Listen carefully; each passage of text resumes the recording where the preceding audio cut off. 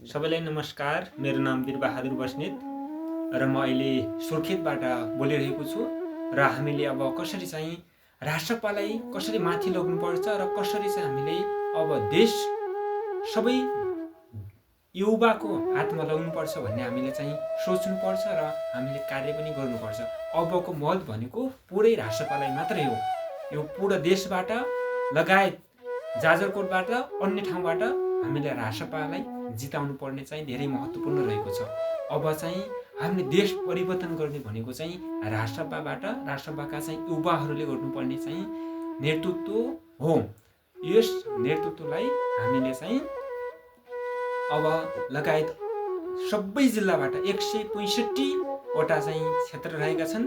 ती 165 क्षेत्रबाट चाहिँ हामीले अब के गर्नुपर्छ भन्दाखेरि हामीले राष्ट्रपामा चाहिँ ठ्याप्प पारेर भोट हाल्नुपर्छ।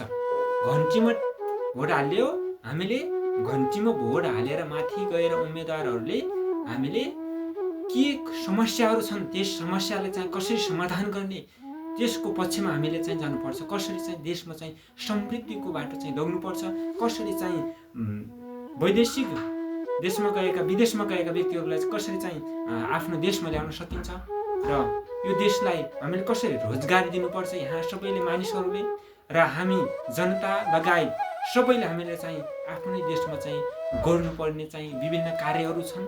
यस कार्यलाई हामीले चाहिँ समाधान गर्नुपर्छ र देश विकासको बाटोतर्फ लग्नुपर्छ र देशमा चाहिँ अस्पतालहरू ठाउँ ठाउँमा अस्पतालहरू बन्नुपर्छ लगायत शिक्षा स्वास्थ्य चाहिँ प्रशस्त रूपमा हुनुपर्छ र अहिले चाहिँ विज्ञान टेक्नोलोजीको सम्बन्धीको चाहिँ हामीले चाहिँ अब चाहिँ व्यवस्था गर्नुपर्छ लगायत नेपालका सबै ठाउँमा गर्नुपर्छ र हामीले पढाइको निरन्तरता धेरै बढाउनु पर्छ र हामीले देशमा चाहिँ धेरै चाहिँ शिक्षित लगायत अनुसन्धान रिसर्च इन्भेस्टिगेसन सम्बन्धी हामीले चाहिँ अगाडि बढ्नुपर्छ भन्ने चाहिँ मैले चाहिँ कुरा राख्दछु।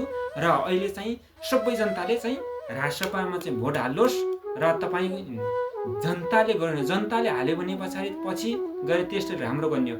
हामीले के कमजोरी छ भन्दाखेरि एउटा चाहिँ कुरो हामीले जनताले चाहिँ एउटा कुनै गलत कार्यहरू गर्ने चाहिँ व्यक्तिलाई हामीले चाहिँ उम्मेदवारी चाहिँ उठाएर पठाउँछौँ। त्यसले चाहिँ हामीले के गर्छौँ भन्दाखेरि त्यसले चाहिँ देशमा विकास गर्दैन। हामी नै कमजोर छौँ कि हामीबाट सुरु गर्नु पर्यो। अब हामीले चाहिँ देशलाई बनाउने हामीले सही व्यक्तिलाई छानेर चाहिँ हामीले चाहिँ जिताउनु पर्छ। अहिले चाहिँ धेरै युवाहरू र धेरै अहिले ज्ञान भएका व्यक्तिहरू र पढेका व्यक्तिहरू चाहिँ अहिले चाहिँ राष्ट्रसभामा चाहिँ उठेका छन् र हामीले चाहिँ अब राष्ट्रसभालाई उठाउनुपर्छ। देशभरि पुरै हल्ला मचाइदिनुपर्छ र सबै जित्नुपर्छ लग्नुपर्छ। पुरै राष्ट्रपाले अरू सबैलाई तह लगाउनुपर्छ भन्ने कुरा राख्दै यहाँबाट बिदा हुन्छु। हस् त, धन्यवाद।